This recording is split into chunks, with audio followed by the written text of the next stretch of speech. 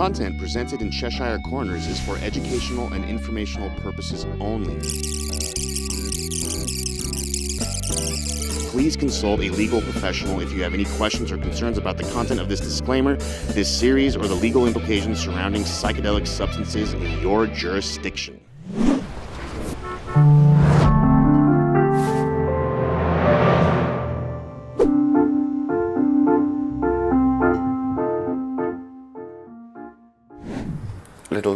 Just like a little supermarket of art. There's been 3 or 4 over the last 2 or 3 years. They've done really very well. A really new approach to sort of. Obviously, there's an ironic kind of stance behind it, but it's kind of interesting that people are starting to see it doesn't have to be this place called a gallery that you go to get art. You know, wouldn't it be cool if you could buy Sprouts and a Jeff Koons in the same place, which may not be too far away, judging by his prices at the moment. Denver's beloved First Friday Art Walk on Santa Fe, an electric fusion of creativity, culture, and community. Of course! It's my birthday. This is the last time Queen ever played the United States, not to mention Denver, 1982. Okay. So this is it. I took 81 photos, and this is 17 of the 81. Okay. So it was difficult for me to pick my favorites. But this summer, something's changed. New city rules, new restrictions.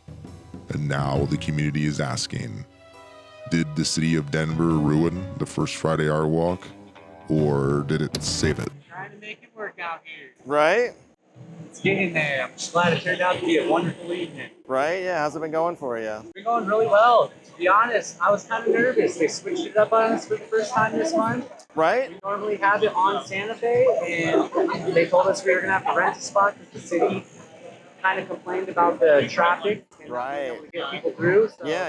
they're doing an alternative so they didn't have to completely close it down, and so far so good. But they didn't want to get rid of this thing because of how prevalent it is and how it brings the community. Right? Yeah, for sure. I was all for it. I've been coming down here for 10 years. Right? We'll continue to come down here for the next 10 years. I love coming down here and running into people that I've run into in the past. Right? It brings the community together, you know what I mean? Yeah. Anytime you see people that you start connecting with and don't even know them, you build that natural bond within everybody. And this is what I personally feel the world should be like all the time. Right? Every single day in this. Yeah. That's why events like this are gems to me personally. Thank you for appreciating the art. For years, Santa Fe Drive has been the beating heart of Denver's art scene. Every first Friday of the month, rain or shine, thousands stroll through galleries. Well, this is Kelly's studio. This is my studio. Hi. I'm her studio assistant for the night. Are you doing something on that? I'm working on this space right now. But it's just an experiment at this point. It's like something new. Plaster as a base. So like wall plaster Paris. Paint are you gonna use? Right now this is oil and cold wax, but I'm probably gonna use some ink, I think, and see what happens. Maybe. Maybe it absorbs it a little bit. Yeah. Ah, cool. Interesting. Well, good luck. Thank you. Admire sidewalk art and soak in the street energy from 5:30 to 9:30, from 13th Avenue to Alameda, and from Kalamath to Inca. But there is no, it's a fairly new art form actually, so there's no way to be classically trained on it. Right. Yeah. Well, I mean, I'm sure you have a background, I guess. I do. I mean, I've done art for a long time, but when I decided to do this particular form of art, I took the courses. I had to study with artists in their studios. Right. Yeah. There just wasn't anything, like you don't go to to art school and learn how to do fluid art. It's a completely different thing and very new.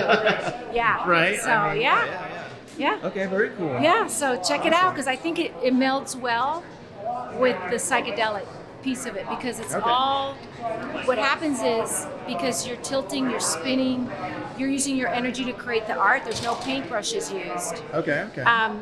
people will see things in it, and you don't even see those things. And then later on, they see those things in it. Right. So there's all these hidden things in there that are very cool. The district pulses with color, creativity, and community. Artists, street performers, and vendors once spilled freely along the sidewalks between 5th and 11th Avenues, turning the street itself into an immersive gallery of art. But in the summer of 2025, the rules changed. The city tightened sidewalk vending regulations. Now, stationary street vendors who aren't registered with the Art District on Santa Fe are banned from the sidewalks between 6th and 11th Avenues and from the closed side streets like 7th, 9th, and 10th. The goal? Safety, order, accessibility, but the result?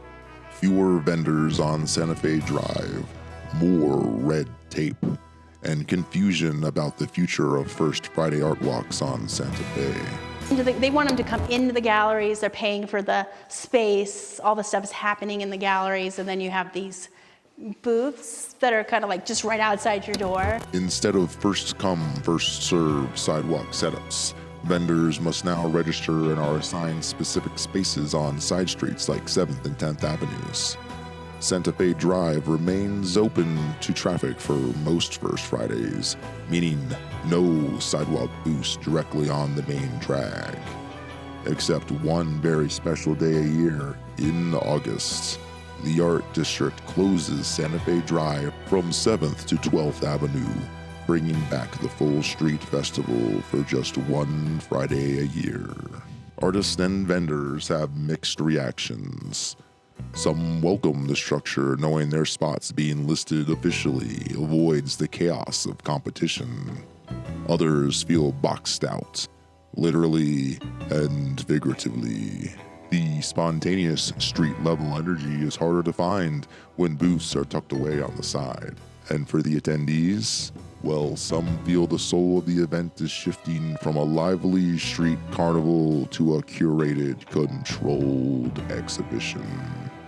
Some say this change protects pedestrians and improves accessibility. And then we have tons of accessorides and lift rides that come and pick up our artists, and there's never anywhere for this. So they do it right in the middle of the street. Others say it dilutes the grassroots magic that made Santa Fe feel so special in the first place. The Art District on Santa Fe continues to work with the city to find balance between safety and spontaneity, order and openness. We love our vendors. We know that they're a big part of why the Art Walk is what it is, but we also want to ensure that people can safely make their way through the district, and that the galleries who have also been here for many years have guaranteed access to their spaces. Only time will tell if these changes will elevate the Art Walk to new heights, or dull the very vibrancy that made it a cultural landmark. I mean, it's a cool little vibe that's going down here, though, isn't it? Oh yeah, I always enjoy it. Is this like every week they do it, or what? Every first Friday of the month, basically. Oh, is it? Yeah. Oh, I didn't realize that was what it was all about. Yeah, it's And it goes all the way down? Yeah, it's basically like this section of Santa Fe is the Art District. What do you think? Did the city of Denver ruin the First Friday Art Walk, or did it save it? Thanks for watching.